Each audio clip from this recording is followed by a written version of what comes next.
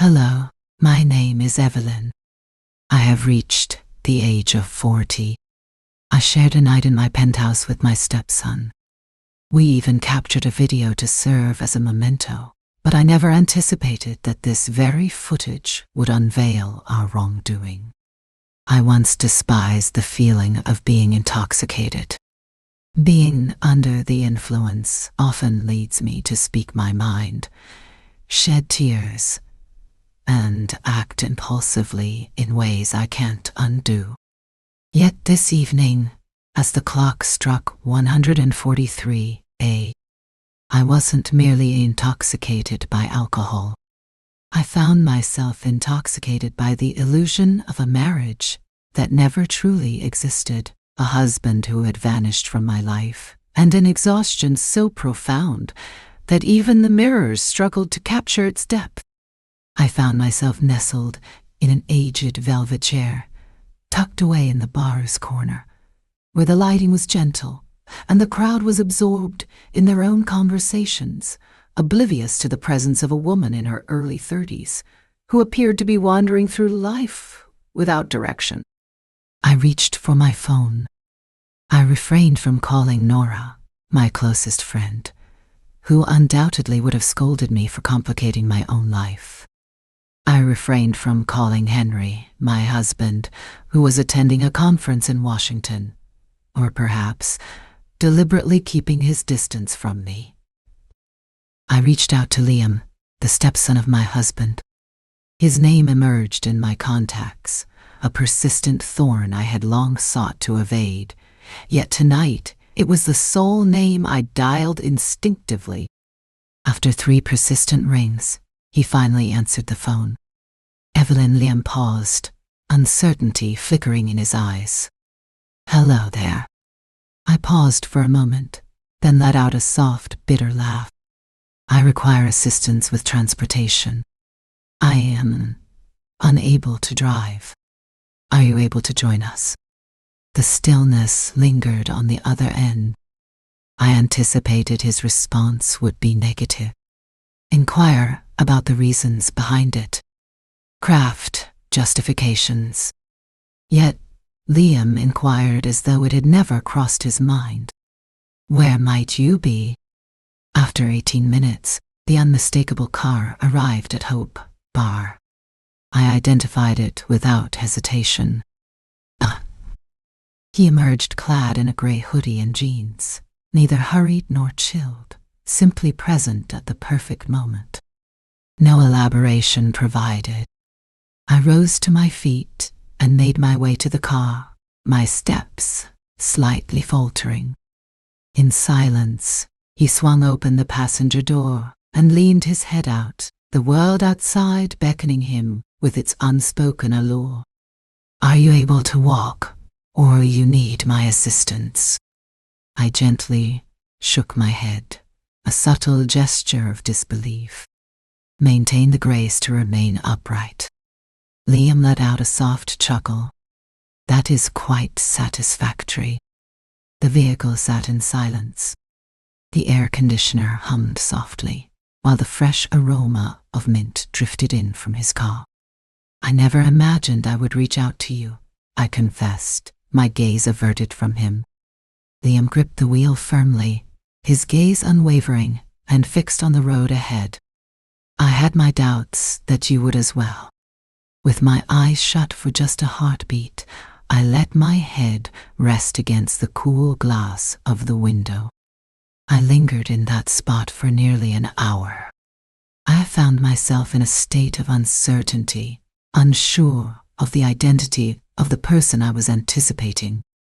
In that moment, you crossed my mind. Liam's voice remained unchanged.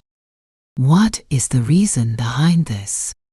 I tend to keep my requests minimal. He let out a chuckle before speaking, his voice taking on a more distant and serious tone for the first time. Silence does not equate to indifference. We arrived home just as the hallway lights in the building began to fade. I was on the verge of stepping out first, yet Liam remained firmly in control, gripping the wheel and refusing to exit the car. "Are you all right?" he asked, his voice barely above a whisper. I glanced over.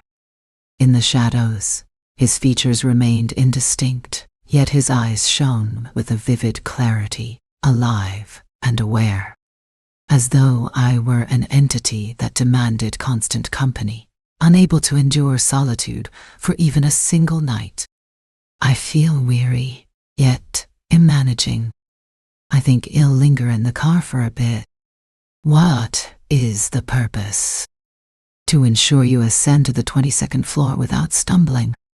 I let out a laugh. "Should you happen to fall, it may be the right moment to rest upon the ground." Liam gave a slight shake of his head. "Not at this moment." As I entered my room, I chose not to illuminate the space. Allow the glow from the hallway to cascade upon the expansive mirror, positioned by the entrance. In that moment, I caught a glimpse of myself, an off-shoulder dress draped carelessly, hair in delightful disarray, lipstick smudged, as if I had just emerged from a whirlwind, and eyes that mirrored a bewildered confusion about my own actions. I settled onto the sofa, reaching for the phone. A notification appeared. "Liam, have you returned to your room yet?" I replied with a simple yes. In under 3 seconds, his response came through. "You know, I used to think you never needed anyone." I stared at the message, my fingers poised over the keyboard. Yet, I chose not to respond.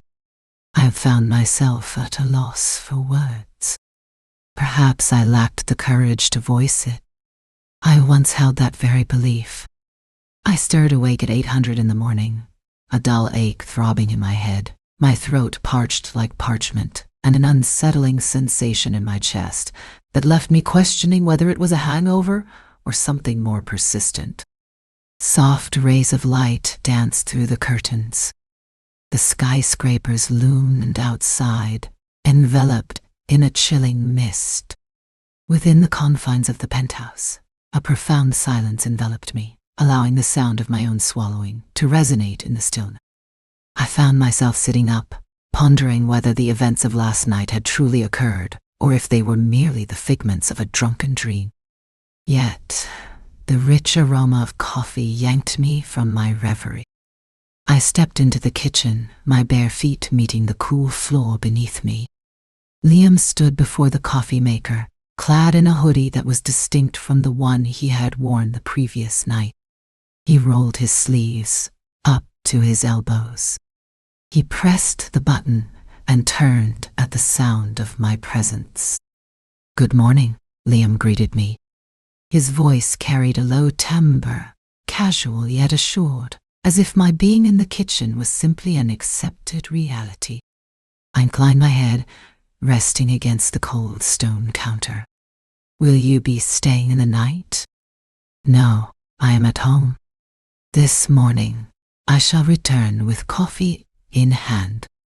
"What is the reason behind this?" Liam gave a slight shrug before passing me the first cup. "I believed it would be of use to you." I glanced at my hand, which trembled ever so slightly. The warmth radiated from my palm, warm enough to stir every one of my senses into life. Silence enveloped us for several moments, words unspoken hanging in the air.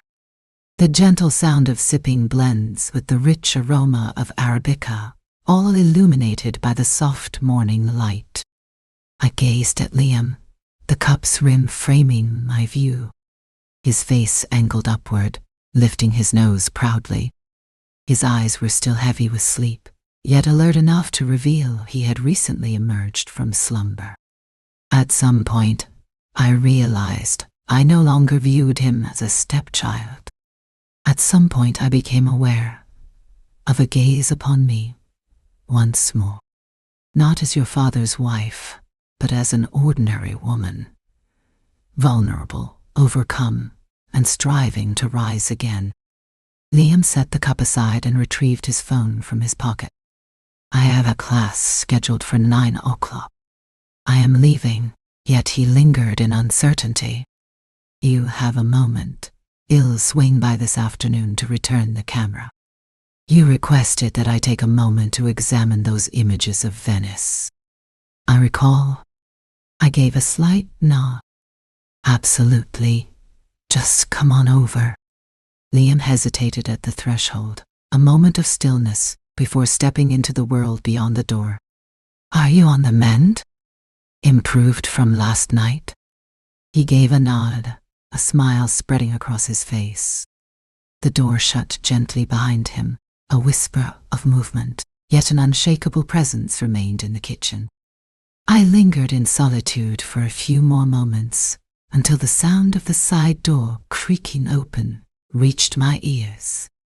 Isabella entered, clad in her familiar uniform, clutching a handful of basil and a paper bag. Good morning, esteemed madam. Greetings, Isabella. I remarked that you had arrived ahead of schedule. The glow from the window caught my eye, leading me to believe you'd be awake bright and early today. Isabella set her bag aside and started to tidy up the leftover glasses of wine from the previous night. No inquiries, no apparent worry, yet I understood that her gaze had witnessed far more than her words had ever conveyed. I averted my gaze, filling my cup with more coffee. Indeed, Isabella. If I were to surprise you with an unexpected action one day, what would your thoughts be? She took a moment, then spoke in a gentle tone. It seems only fair that everyone is allowed to err occasionally, provided their intentions are genuine. I glanced at Isabella, a hint of surprise flickering across my face, yet she merely lowered her gaze, persistently scrubbing the table clean. Isabella, I called once more. Yes, thank you. She offered a subtle smile, the kind she often wore, before stepping into the pantry. I reclined, shutting my eyes, attuned to the sound of the wind striking the glass doors. The silent phrases from last night lingered in my mind.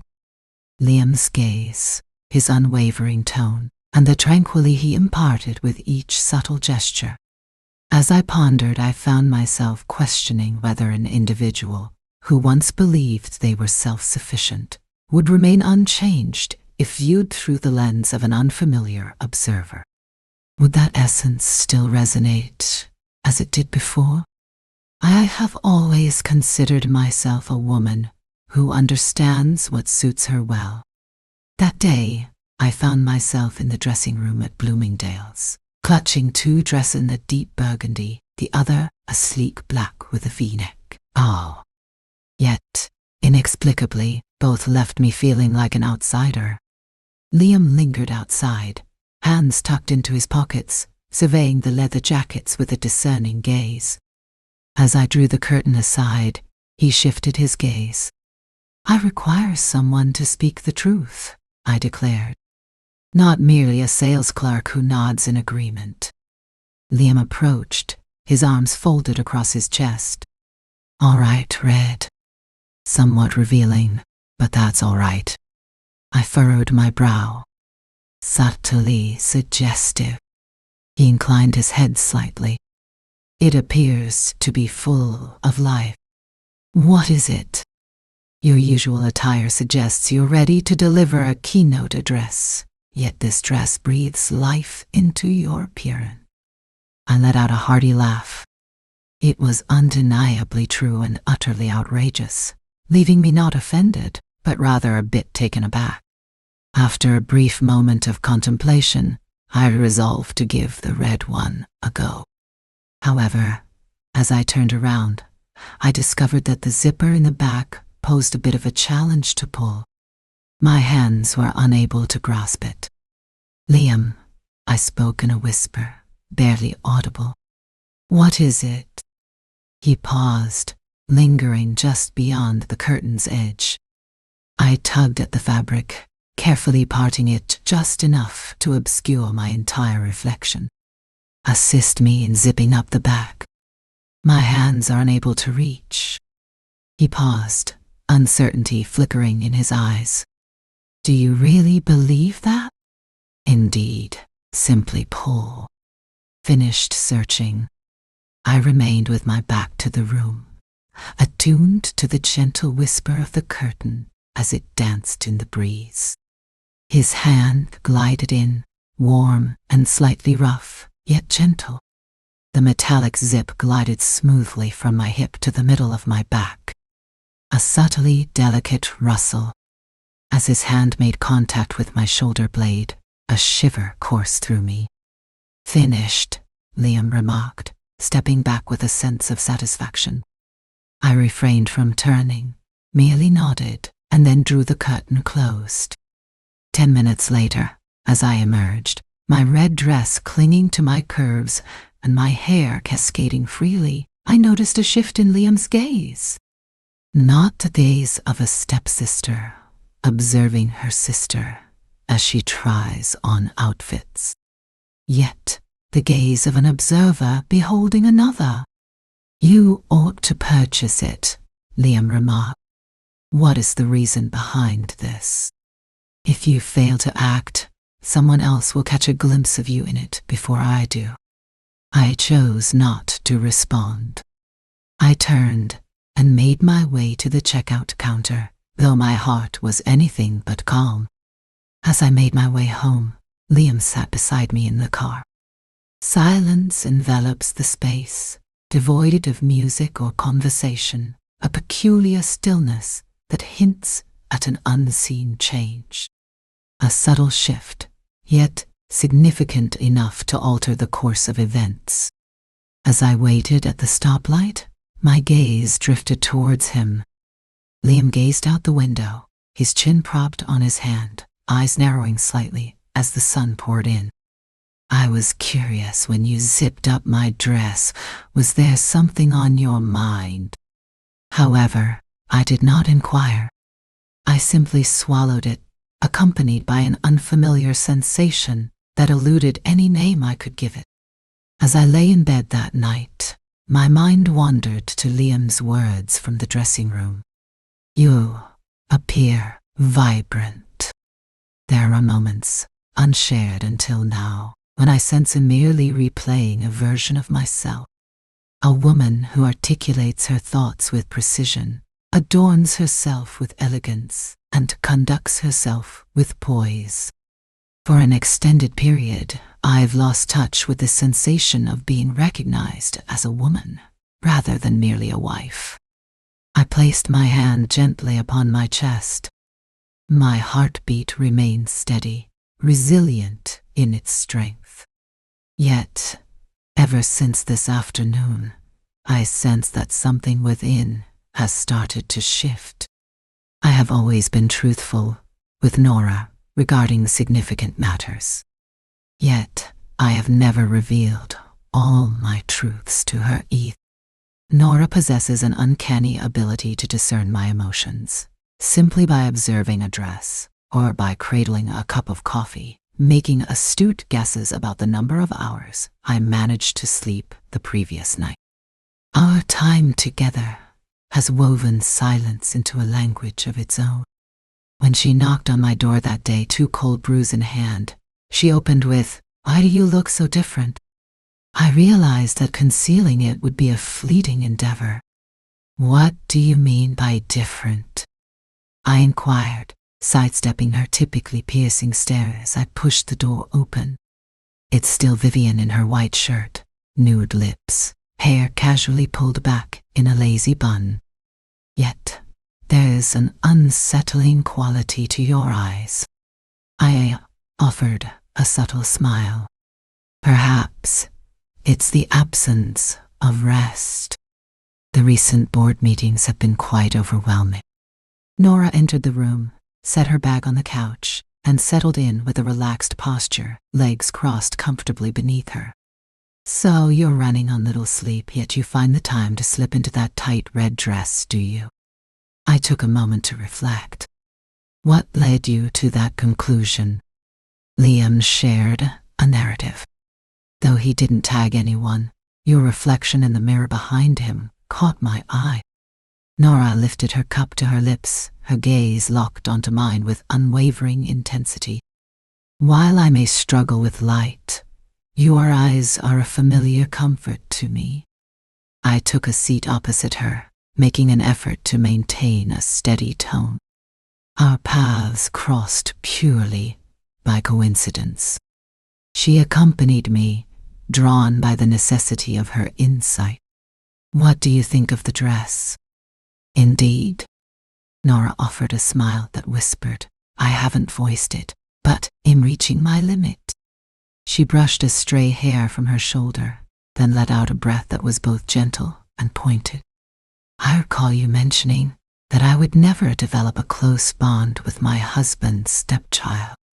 I wrapped my fingers around the warm coffee cup, feeling its comforting heat seep into my palms. I declared that I would never forgive Henry, either. A hush enveloped the room for a brief moment. Nora's gaze wandered, settling on the photo frame, resting on the tablier snapshot of me, Henry, and Liam from last year's birthday celebration. I vividly recall that day when Liam turned his gaze away from the camera. His gaze lingered on me, yet I averted my eyes just before the camera could capture the moment. You know, Nora said, I don't believe in conversing with someone who's made a misstep. I think I'm engaging with someone who's actively moving towards something. That path is not an option. I swallowed hard, striving to maintain a steady tone. Nora, I assure you, there's absolutely nothing going on between Liam and me. Just a handful of serendipitous meetings, a scattering of words, and that singular moment when someone deftly fastened your bra from behind. Nora's voice, though not shrill, delivered those words with the force of a slap in the air. I rose to my feet, pivoting away. I find myself weary. Are you here to pay a visit or to interrogate me? Nora rose as well, yet she remained where she was, hesitant to step closer. I arrived out of concern that you might not be in a clear enough state to step back. I understand you perceive yourself being noticed, yet not every gaze brings illumination. I remained quiet. In my heart, there was no anger, only a sensation akin to a delicate tug at a tear I wasn't ready to confront. Once the dinner plates were cleared, Nora made her exit. I failed to bid her farewell as she headed to the car, a departure from my usual routine. I found myself in the kitchen, meticulously washing a glass that had remained untouched. As I gazed up through the hallway window, my eyes fell upon Nora, poised in front of the garage door. She hesitated before opening the door. She remained there, the phone clutched in her hand, her eyes betraying a hesitation about something monumental. 1 minute, followed by 2 minutes. At last she slipped into the car, the door shutting with a gentle whisper. I stepped back into the house, a swirl of thoughts racing through my mind. What if even the one closest to me started to sense the truth I was desperately trying to conceal? Could I still manage to conceal myself from my own reflection? The first time I sipped gin with Liam was a rather lackluster evening. I wasn't invited by anyone, just an ordinary moment.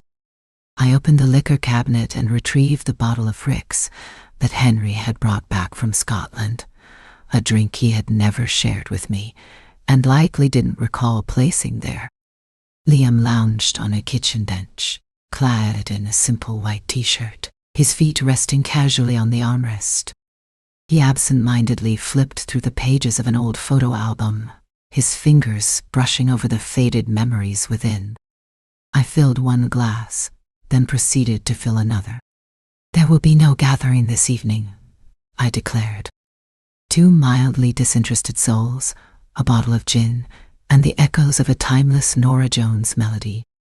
Liam grasped the glass and brought it to mine, the soft sound of clinking resonating between us. What do you mean by being slightly bored?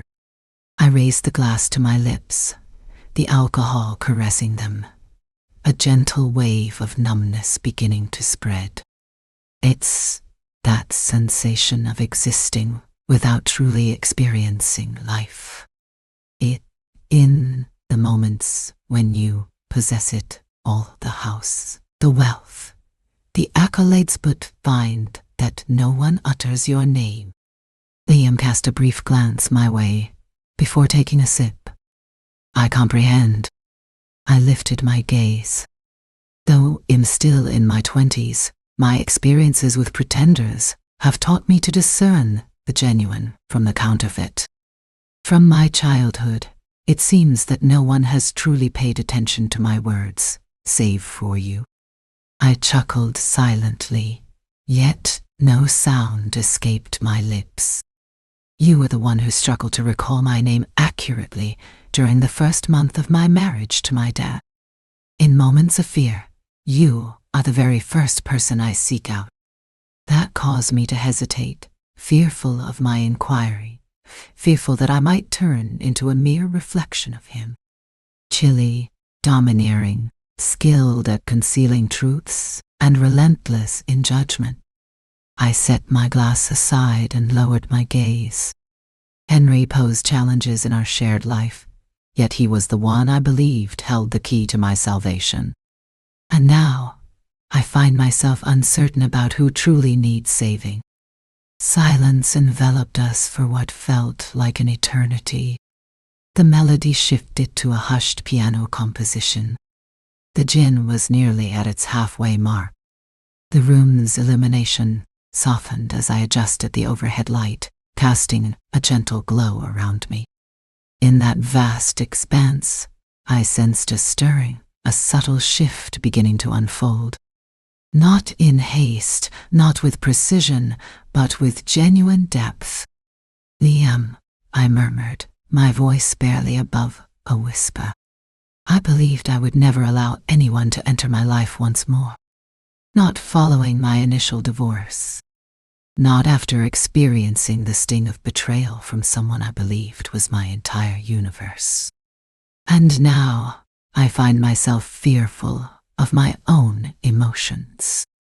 Liam regarded me, his gaze unsettlingly serene.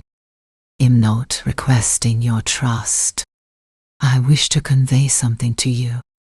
I shall not shatter you once more. I let out a soft chuckle. Liam, you are the perilous one. He said that you are the one who needs to be embraced, free from the worry of being misinterpreted. That caused me to choke. The atmosphere became still, as if time itself had paused. My fingers curled around the glass, a moment of tension before they eased their grip. I held my ground, and Liam remained at a distance. He remained seated, gazing at me as if he were prepared to absorb every fragment I was too afraid to acknowledge. Have you ever experienced the effects of intoxication? I inquired, my voice barely above a whisper. Not intoxicated by wine, no, but certainly intoxicated by the presence of people, yes. Intoxicated by the presence of others. The individual seated opposite me poses a question that I am certain you're pondering as well. I tilted my head ever so slightly, set the glass aside, and made my way to the window. The city outside remained aglow with light. The illumination blurred the lines between those who were clear-headed and those who had wandered astray. Yet, I realized I had never experienced such clarity as I did now, caught in a haze devoid of any intoxication. I turned back, Liam. It would be wise for you to return home now.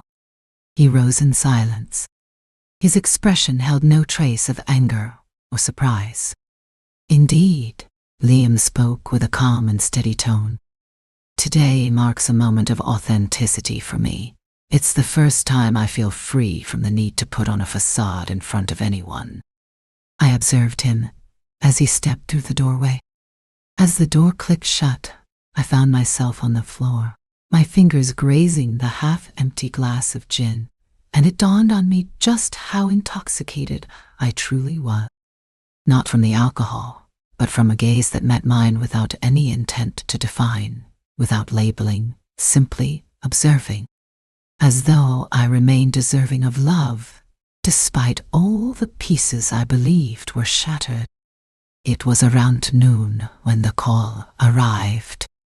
As I prepared to savor a warm cup of peppermint tea, the shrill ring of the phone interrupted my moment of tranquility.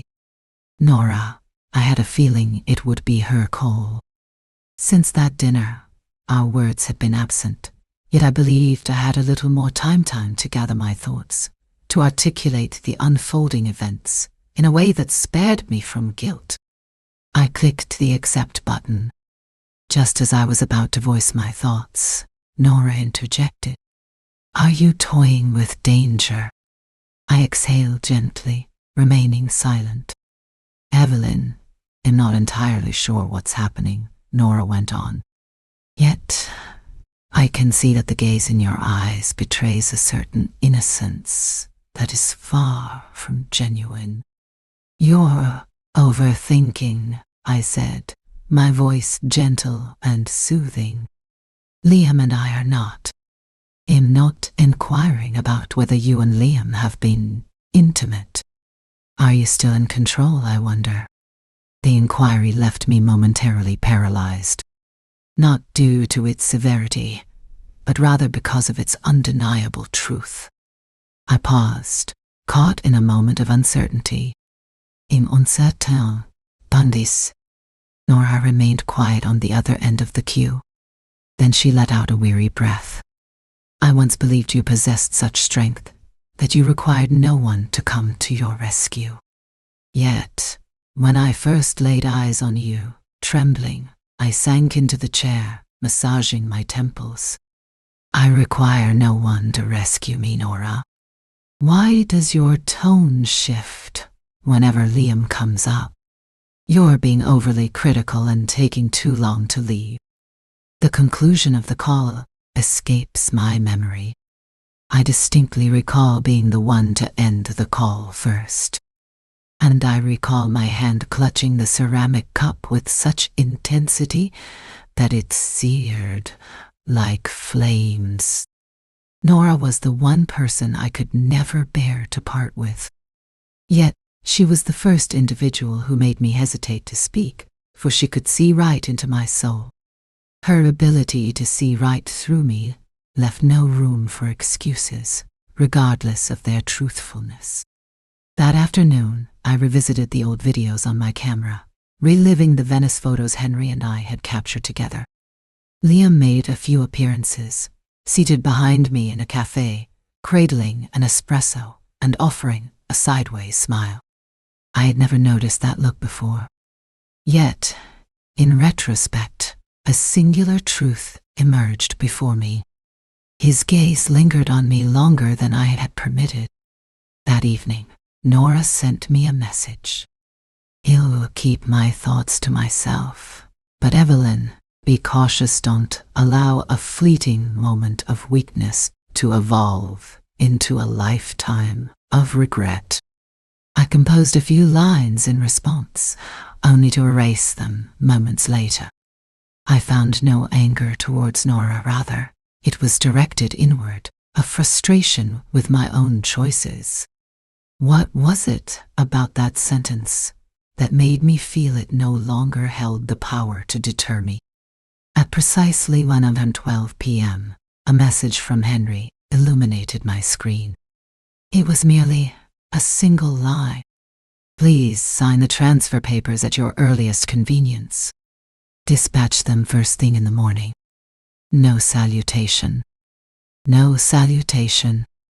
Not a single word of gratitude. That was quite typical. Henry had always struggled to express kind words in solitude. Yet, there was an essence within that text that left me feeling invisible. Neither an ex-wife nor an ally, not even a memory, merely a signature, a formality, a piece of property awaiting disposal. I placed the phone gently on the table's surface. On striking the wood, a distinct ding resonated through the air. "Liam, Are you still awake?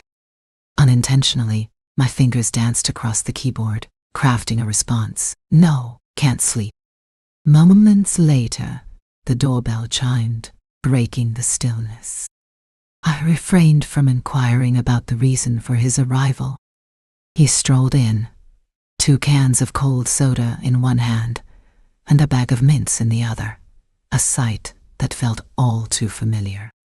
Trivial pursuits in the dead of night, yet somehow more relevant than anyone could imagine. You look like you've been pushed out of someone's life, Liam remarked, placing the can on the table. I chose not to respond. I merely presented him with the text message from Henry. Liam perused the words, his silence speaking volumes. Then, with the quiet grace of someone familiar with unspoken suffering, he settled beside me. How much did you love him? Liam inquired, his tone steady. I chuckled, a sound devoid of warmth. It was sufficient to decide to remain for an additional 3 years, driven by the belief that I was contributing to his improvement. And now, I find myself resembling a rubber. When it ceases to serve a purpose, individuals tend to depart. The room lay shrouded in darkness, illuminated only by the soft glow of the desk lamp filtering through the delicate white curtains. My eyes ignited with a fiery sensation, and soon enough, tears began to gather. Liam remained silent.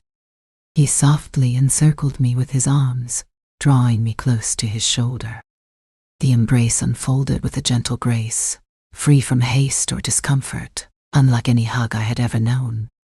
He never inquired whether I sought solace. He existed in that moment, a mere presence. I rested my head against his shoulder, feeling the coarse, comforting texture of his shirt against my skin. The fabric absorbed the tears.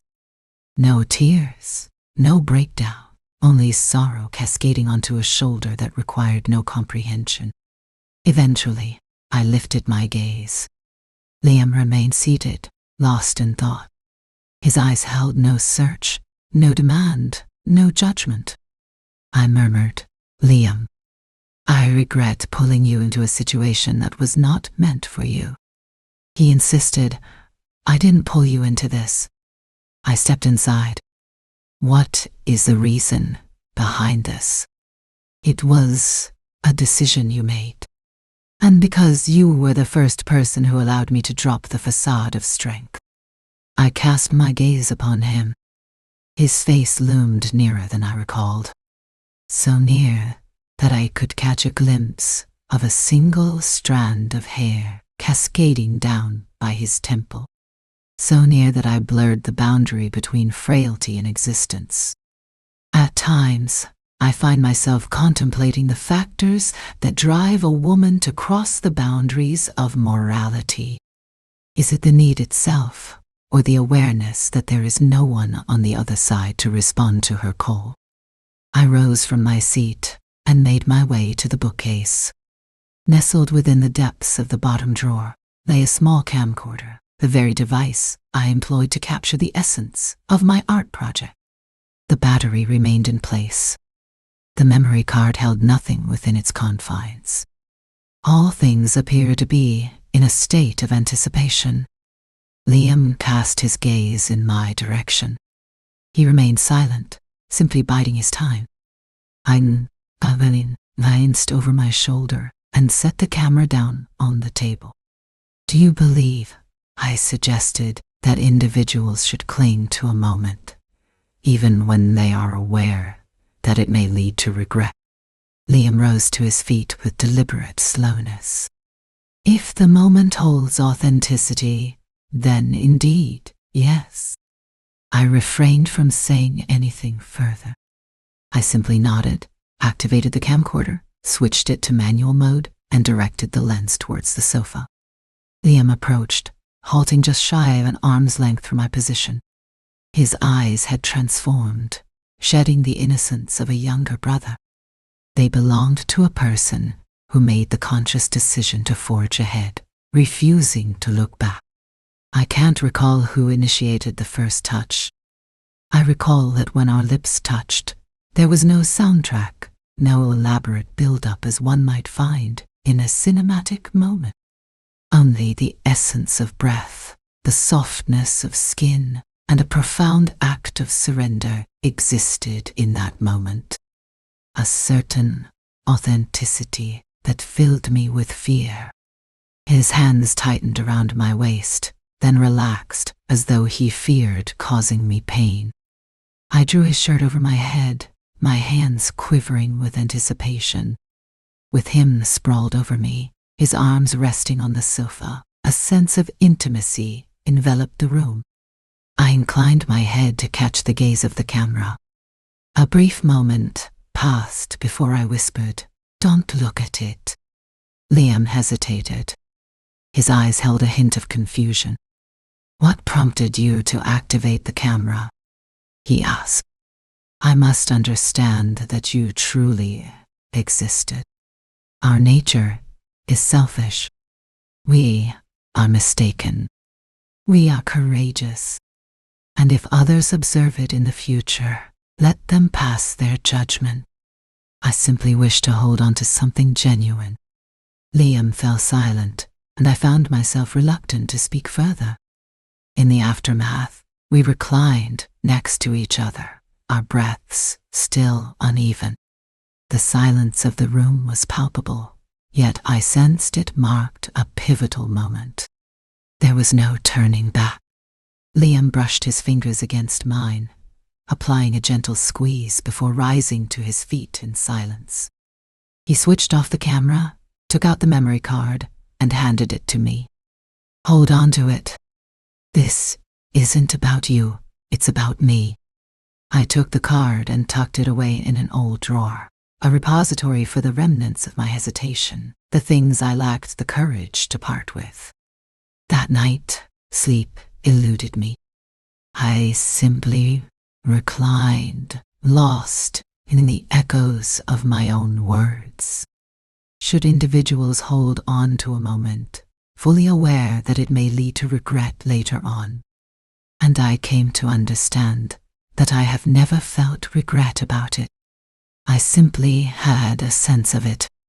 From that moment forward, I ceased to be the woman who could gaze into the mirror each morning without pondering, "Who am I?" Amelia visited me on a drizzly afternoon. The rain descended abruptly, a torrent of cold that seemed to leave the very atmosphere bewildered, unsure of its own message. The sound of the doorbell echoed through the air, and rather than surprise, I felt a sense of confirmation wash over me. It felt as though I had been anticipating this moment ever since her name began to appear more often in Liam's chat log. Amelia lingered in the doorway, her face bare of makeup, hair pulled back neatly. Her white shirt clung to her wrists, drenched by the relentless rain. She bore the air of a seasoned traveler, despite the fact that her home was merely a 10-minute taxi ride away. "Do you have some time to spare?" Amelia inquired, her tone unsettlingly serene. I inclined my head, drawing closer. "Step inside." We found ourselves seated opposite one another at a coffee table. Amelia abstained from drinking anything, and she made no gesture to offer it either. Her gaze met mine with an air of knowing, as if I were a puzzle she had already solved, yet still intrigued to witness my response. "I'm at a loss for where to begin," Amelia remarked. "So, let's avoid making assumptions," I remarked. "Simply express your thoughts." Amelia offered a subtle nod.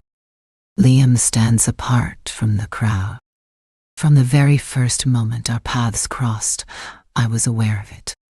There exists a certain kind of man that women desire to hold close, not out of possession, but due to their own vulnerability.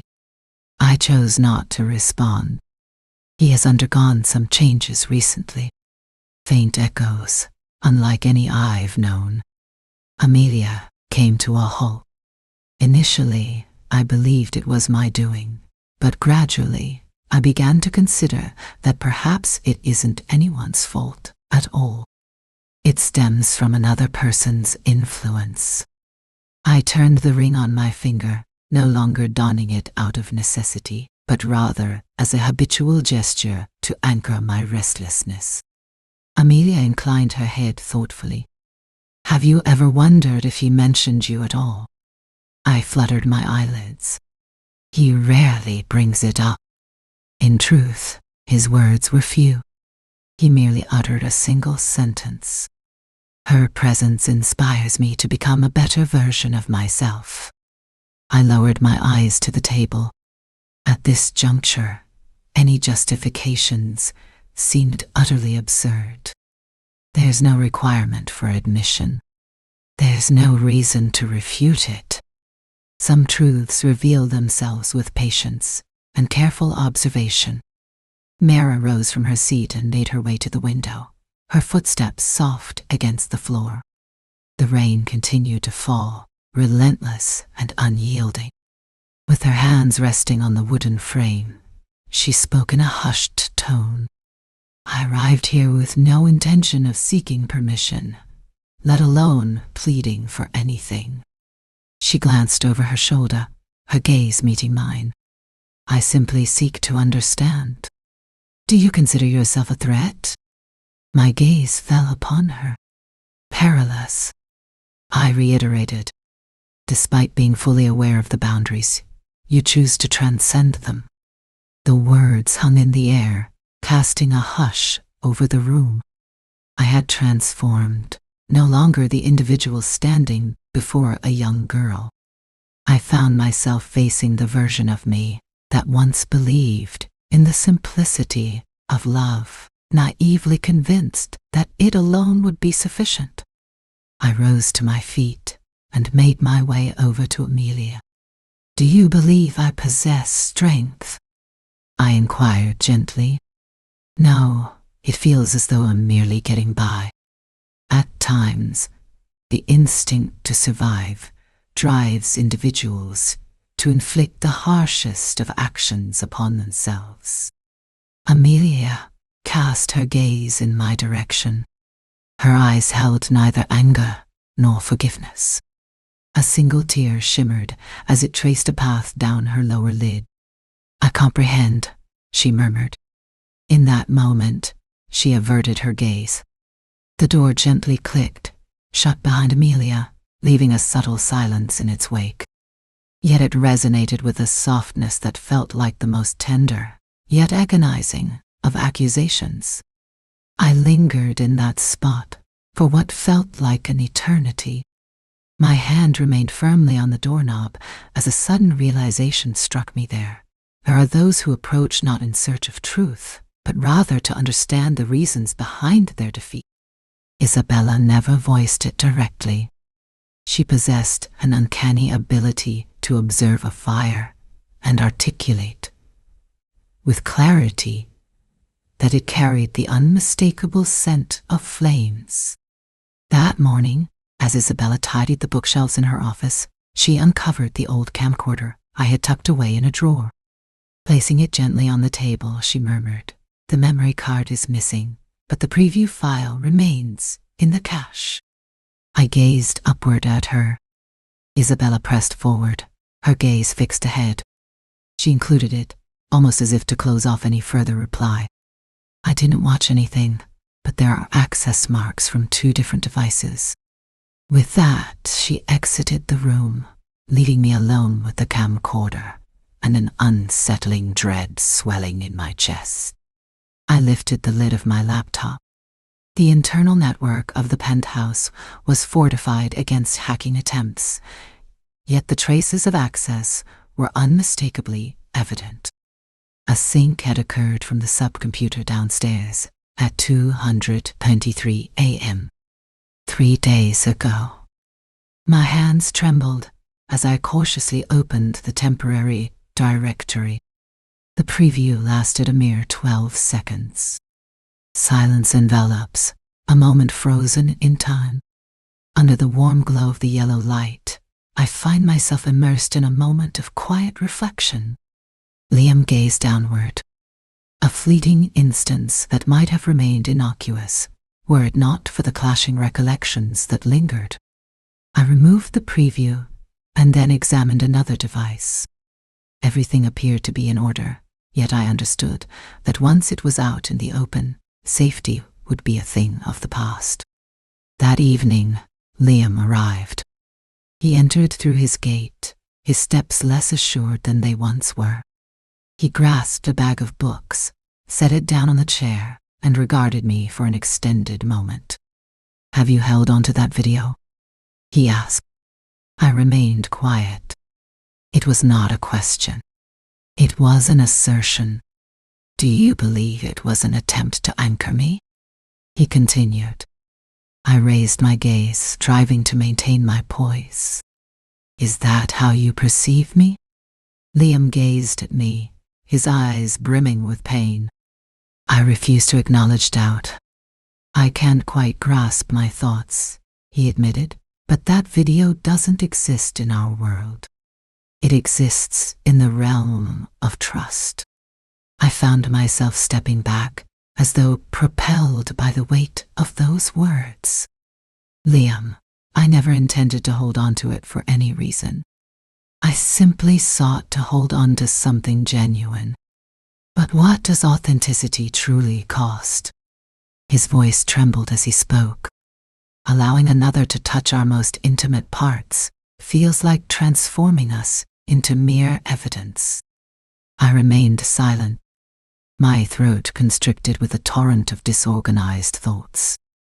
Liam approached the door, you see. He glanced back.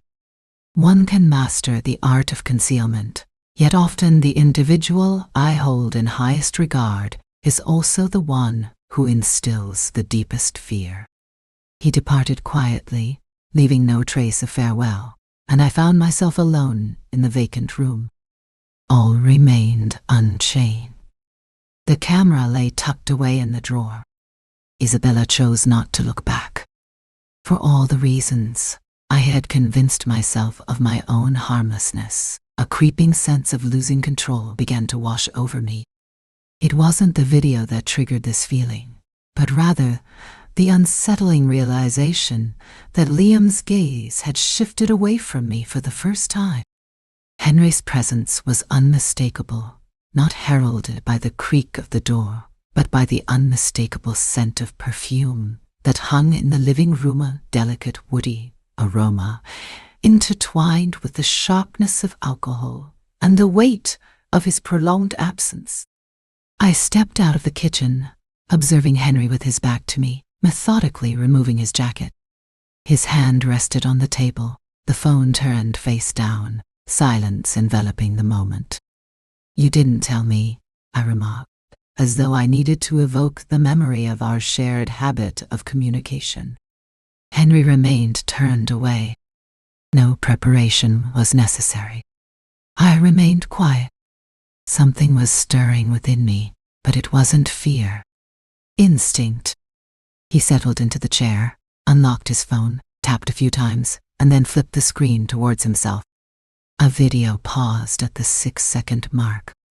The theme appeared hazy. The illumination was dim, yet sufficient. I gazed at the screen before lifting my eyes. Henry remained silent, merely nudging the phone towards me. Maybe he spoke, his tone deliberate and unhurried, suggesting we ought to be candid before someone else takes the initiative. I refrained from arguing. No justification could be offered that wouldn't ring false. "What is it that you seek?" Vivian Henry pursued financial independence, or perhaps a sense of retribution. "Do you really believe I'm the type of woman who creates videos to negotiate with men?" I responded, my voice barely above a whisper. Henry chuckled. It wasn't a loud sound, but it carried a chill deeper than any winter I had ever known. "You once had the power to command attention with just a glance. Now, you find yourself playing a role in a low-budget production." I gripped his hand tightly, yet I stayed in my seat. "It's not about morality, Evelyn." he went on. It's about how we are perceived. It's clear who holds the reins of the media landscape. If this information leaks, who do you suppose will see you as the victim? I lifted my gaze. I never positioned myself as a victim. That's the one truth I hold on to. The silence lingered, thick and palpable. Henry rose deliberately, making his way to the window, his gaze fixed on the city below, as if contemplating the weight of the structures beneath him. You have two choices, he stated, his back still turned. You have two choices: sign a release for all your assets and exit this flat quietly, or stand with me in the media battle and leave chaos in your wake. I rose to my feet. What if you decide to stand and confront the challenge? Henry turned his head, and for the first time, amusement flickered in his eyes. It was neither anger nor pain, but rather the cool calculation of a man who had mastered the art of manipulating others behind a serene facade.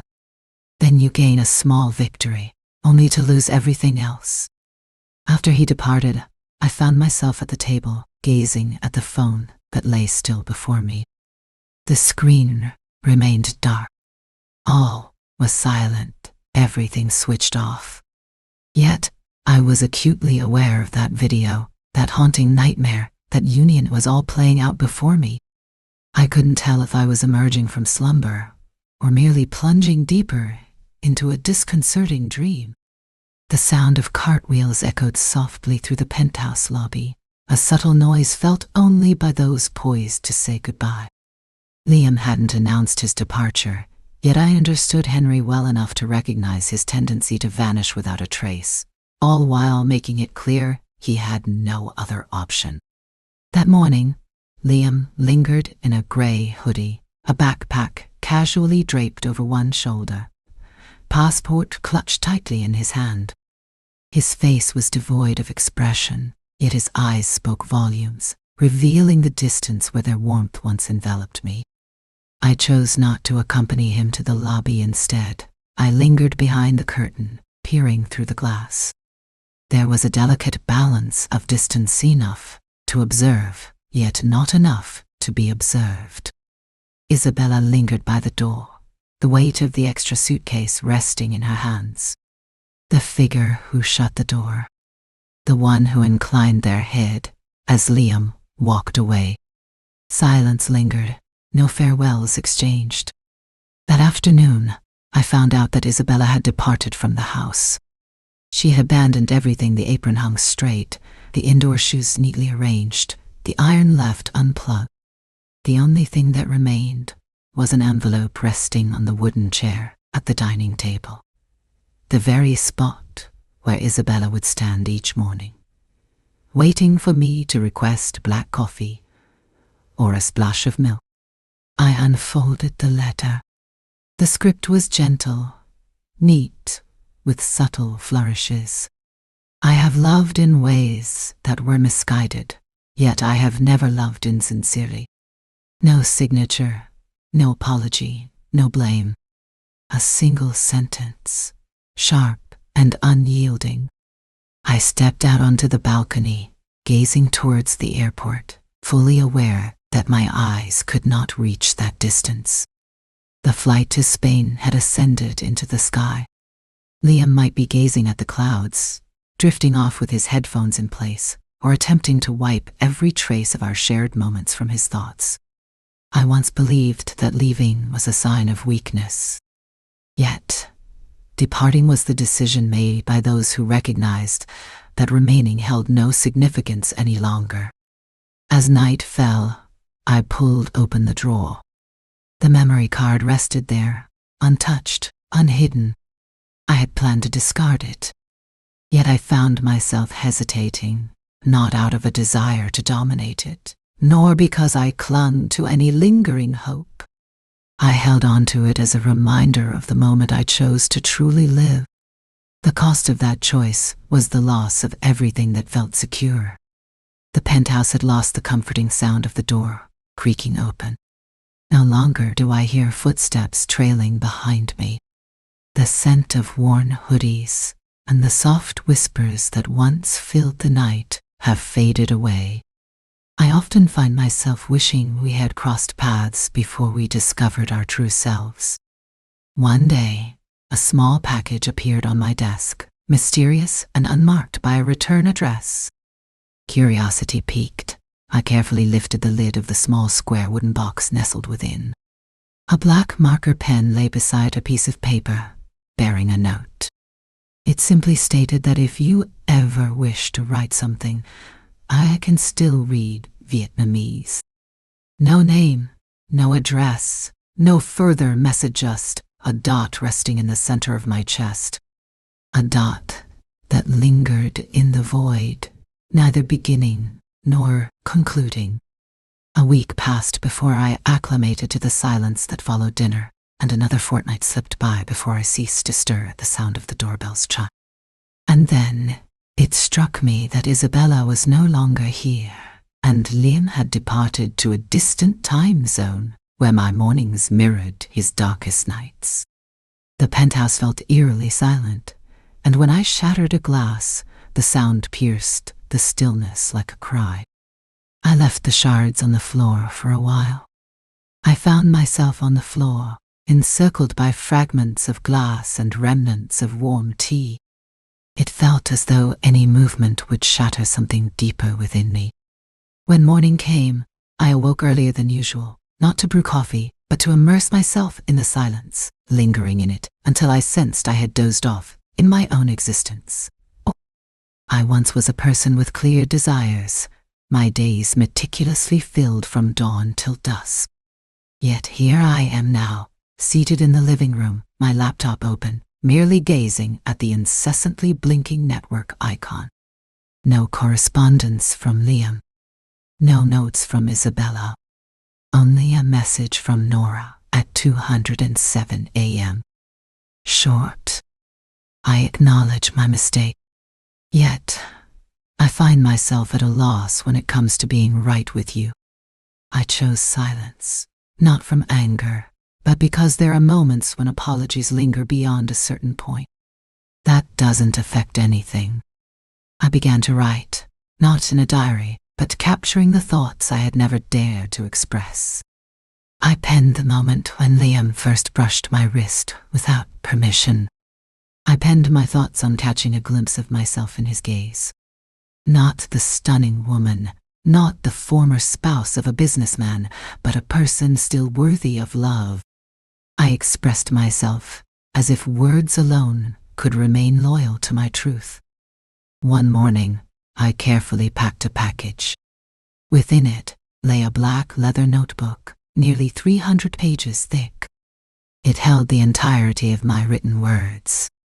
No edits, no deletions. I slipped a small piece of paper between them, inscribed with a solitary line.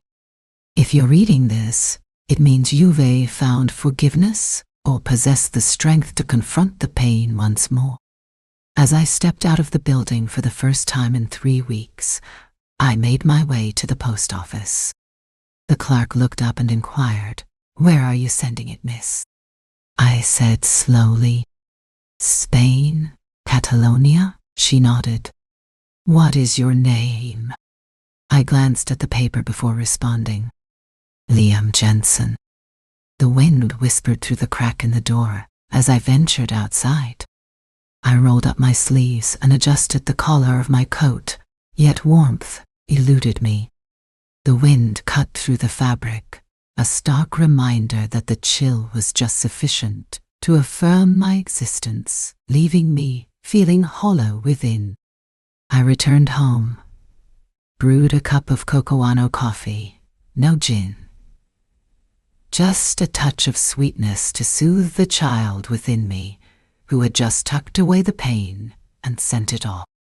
Liam received a package on a cloudy afternoon in Spain, and the delivery man mispronounced his name. He remained oblivious. With a silent motion, he took the box, gently shut the door, and lifted the lid as if he were unearthing a fragment of his past, that he had intentionally set aside for weeks. Within lay a black notebook, substantial and filled with handwritten notes, devoid of headings or return address, save for a small slip of paper affixed to the first page, bearing a familiar italicized sentence. If you find yourself here, it signifies either your forgiveness or your resilience to revisit the hurt. He opened the notebook, and I, Evelyn, started to express Liam. If you are reading this, I can no longer articulate it in words.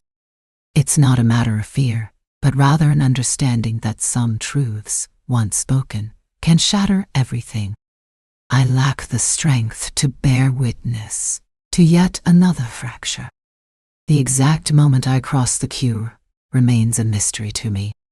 In the stillness of the night, your call beckoned me to the bar. The warmth of morning found us as I brewed coffee for you. It was in those moments you understood that my gaze held a depth beyond that of a mere stepchild's. Perhaps a combination of all three. Perhaps it was in that moment, as I glanced back at you in the shadows, that I realized I no longer wished to continue living as I had. You inquired about the reason I held onto the video. I preserved it not as a means to possess you, but rather as a testament that in this existence there was someone who reached out to me and left me feeling untainted. It was indeed you, the one who embraced me in my quiet moments, the one who silently withdrew as my tears fell, the one who declared that, given the choice of a sanctuary, it would undoubtedly be beside you. Do you recall the moment I inquired, "Is there anything that frightens you?" A smile graced your lips. You expressed, "I'm just afraid that I'm not enough to keep anyone." In that moment, I chose not to respond. However, I want you to understand that no one departs because you lack anything. They depart, for I lack the courage to allow them to remain. These days, each morning as I rise, I find that I no longer brew coffee. I sip on chilled water, similar to how individuals compel themselves to remain alert. Yet, regardless of how alert one may feel, memories remain inescapable. You existed only as a fleeting thought. You have transformed into a narrative, and I prefer that no one else puts pen to paper on this but me. Liam turned to the final page. A passage lay before me, inscribed in a smudged handwriting that suggested it had been penned in the dim light of night, or perhaps after the hand had trembled from exhaustion. In a different existence, one where the name Jensen held no meaning, where the confines of a shared home were absent, and terms like stepmother and stepchild were mere whispers, I would stand proudly beside you, hand in hand, for all to see. There is no concealment, no trepidation, no error. Liam shut the notebook with a decisive motion. The sun dipped below the horizon, casting a warm glow over the Mediterranean Sea. Shadows enveloped the space, and in that moment, away from the penthouse, tears finally fell from him. Not from anger, nor from pity, but rather because now all the words he had yet to express hung in the air. Another voice had articulated those thoughts on his behalf. An address revealed itself to me from the pages of an old notebook. Evelyn's handwriting, devoid of a location, merely the concluding line. Catalonia, a realm where the sea whispers secrets and dreams linger in a perpetual embrace, never demanding to awaken. An ambiguous title, yet sufficient. After 3 hours of travel from Barcelona, I embarked on 2 additional bus rides, culminating in a lengthy journey along a rugged dirt road that brought me to the outskirts. The road lay empty, flanked by fields, a handful of wandering cats, and the late afternoon sun, which hung in the sky like a faint recollection of warmth. Ah! The house emerged from behind a line of eucalyptus trees, a quaint white structure featuring a front porch and a glass door slightly ajar. I stepped inside, the door swinging open to reveal what lay beyond. The space was empty, devoid of any presence. Everything was spotless, yet not organized for visitors. There was no fragrance of blooms, no hint of artificial freshness, only the sunlight streamed through the window, casting a warm glow on the dining table center, where a solitary item rested, the red dress, neatly folded and untouched by dust. Fabric retained the sun's warmth, a lingering touch of daylight. I identified it as the very dress Evelyn had donned that evening. I had refrained from gazing at it for quite some time. Next to it lay a sheet of paper, unsealed and unsigned, yet the words were instantly familiar to me. If the hue of this dress lingers in your memory, then my presence has surely remained with you. I remained motionless, my hands resting on the back of the chair, a slight tremor in my palms. Not out of fear, but rather due to the sheer surprise of its arrival. The door remained silent, offering no sound of its opening. No trace of Evelyn's presence this morning, yet I perceived it with a clarity unmatched by any of our previous encounters. She was present, not for permanence, merely for someone to arrive and listen. As I emerged onto the balcony, the world unfolded before me. The sea stretched below, a vast expanse of blue, distant and unbroken, devoid of boats or any hint of land across the horizon. Uncertainty clouded my mind regarding her whereabouts, yet, for the first time since departing the penthouse, a sense of solitude eluded me. Perhaps I would never lay eyes on her again. Perhaps this is merely a belated salutation, woven through the fabric of skirts and the whispers of the wind. Yet, I am convinced that this door does not swing wide for just anyone, but rather for the one who has shed their fears and is ready to step into the world beyond. I settled into the chair, careful not to brush against the skirt, nor to grasp the paper. I glanced and smiled, reminiscent of the way individuals exhale a breath of relief upon finally arriving at their destination.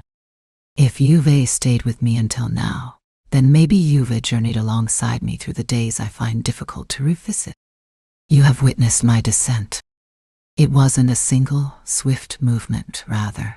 It was an extended journey marked by a succession of small steps, filled with missed opportunities and misguided decisions, all in an effort to embrace my identity as a woman.